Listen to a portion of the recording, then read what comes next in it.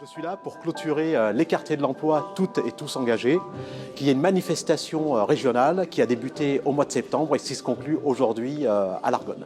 Aujourd'hui, je suis là puisque nous avons co-construit ce projet donc avec la DRETS pour pouvoir faire partager aux habitants, aux partenaires, aux financeurs notre formation débattée.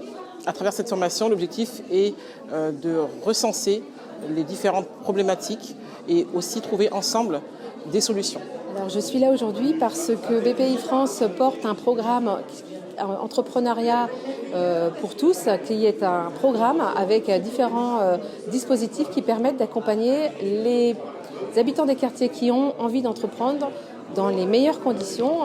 On s'appuie sur un collectif de réseaux d'accompagnement et de financement qui au quotidien aide ces futurs entrepreneurs à monter leurs projets dans les meilleures conditions. Je suis là tout simplement parce que Pass Emploi est un de mes partenaires depuis longtemps et je voulais être là pour participer à cet événement riche et surtout au débatté du vendredi. Alors, je suis présent aujourd'hui pour accompagner aussi les entreprises qui sont en demande aussi de pouvoir travailler avec les quartiers prioritaires, de favoriser aussi l'inclusion dans les entreprises et de pouvoir accompagner et coordonner en fait parfois les entreprises et les associations locales. Je suis là pour représenter mon association et en même temps aussi voir comment on peut essayer d'améliorer les choses pour les bénéficiaires donc de mon asso et aussi du quartier ou des quartiers ou des zones rurales d'Orléans. Alors moi, je suis venue rencontrer l'ensemble des partenaires qui répondent à l'invitation de Pass Emploi Service pour échanger sur les difficultés rencontrées dans le cadre de l'insertion sur les quartiers prioritaires et puis rencontrer des partenaires pour développer de nouvelles opportunités. Notre implication, c'est de mettre en place des dispositifs comme les chefs de projet Cité Lab qui sont dans les quartiers et qui sont là pour préparer, pour détecter, pour orienter les personnes qui ont envie d'entreprendre vers les bons acteurs, que ce soit des acteurs qui vont les aider à monter leur projet entrepreneurial ou alors des acteurs de la formation ou de l'emploi, parce que c'est pas toujours le bon moment pour eux d'entreprendre. Il y a des phases des parcours à suivre. La vocation de l'État, c'est de garantir toutes les conditions de l'initiative et de la coopération. Et l'idée, c'est de favoriser justement cette coopération entre, à la fois, on a vu des représentants du développement économique, on a vu des représentants du SPE, on a vu des habitants, des associations de quartier, BPI France pour soutenir l'entrepreneuriat et BGE, plus les SIAE, donc tout ce qui est activité par l'insertion économique. Donc l'idée, nous, de l'État, c'est de s'assurer que ces coopérations, ces interactions se mettent en place de manière synchronisée. Alors, nous sommes en relation partenariale, notamment avec Pass Emploi Service, mais également d'autres acteurs, sur le champ de l'insertion, dans le cadre de la politique de la ville. Donc nous avons une convention et notamment nous orientons des demandeurs d'emploi, donc des bénéficiaires, vers Pass Emploi Service qui agit en proximité, donc en complémentarité avec nous, pour les rendre acteurs sur le champ du numérique et leur permettre de développer les outils qui sont vraiment importants, comme le profil de compétences et le CV, bien sûr, à la clé. Alors du coup, ça remonte déjà à quelques années puisque j'étais déjà en agence d'intérim, donc je connaissais déjà l'association et je travaille du coup aujourd'hui à l'école Piget et j'accompagne tout type de jeunes sur leur formation de Bac+2 à Bac+5 avec aussi l'association Pass Emploi. J'aimerais bien que dans les quartiers de prioritaires, qu'on donne l'égalité de chance aux emplois, pas sous une forme de réseau, que souvent il y a déjà l'offre et l'emploi. Par exemple, aujourd'hui, l'offre et l'emploi, on est là, tout est basé sur les réseaux. Et si on donne l'égalité de chance à tout le monde, dans les quartiers prioritaires et que dans les autres quartiers, je pense que ça ira bien. Promouvoir les actions d'inclusion avant tout, de favoriser le partage des connaissances et faire découvrir aussi nos métiers et nos entreprises aux jeunes des quartiers prioritaires en particulier.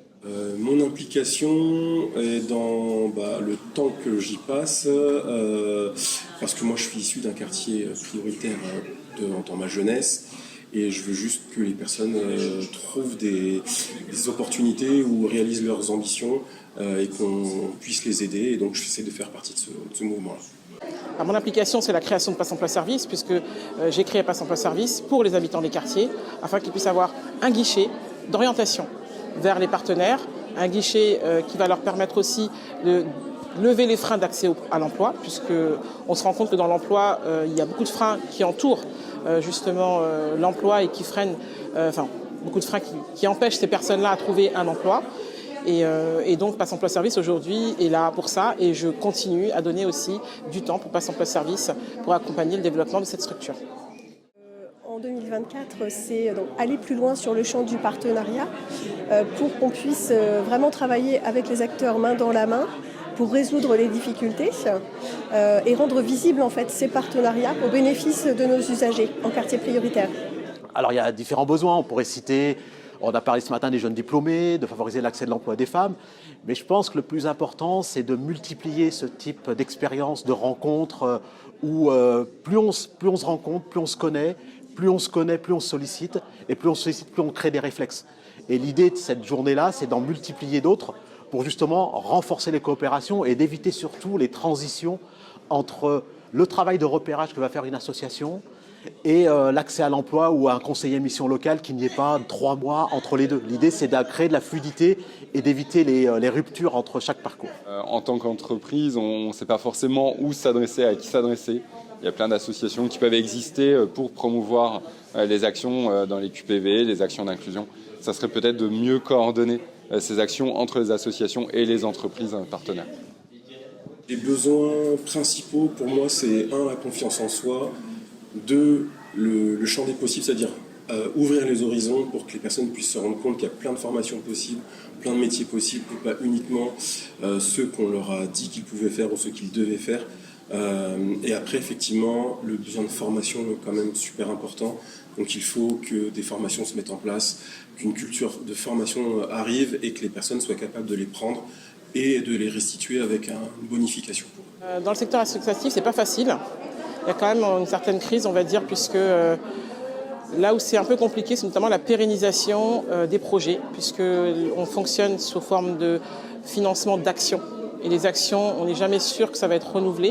Donc c'est vrai que ce qu'on aurait besoin, c'est des financements pluriannuels pour être au moins serein sur 1 an, 2 ans, enfin sur 2 ans, 3 ans. Ça apporterait une certaine tranquillité. Après, l'association est aussi un organisme de formation qui a la certification Calliope et qui actuellement développe des formations, mais c'est sur du moyen terme où nous allons proposer des formations certifiantes et peut-être qualifiantes aussi, enfin certifiantes et peut-être diplômantes, pardon, pour pouvoir justement aussi pérenniser la structure et apporter encore plus de savoir-faire aux habitants. Oui, et la communication par exemple, ça manque beaucoup. Il faut venir à la base, demander les gens comment ça se passe. Et puis,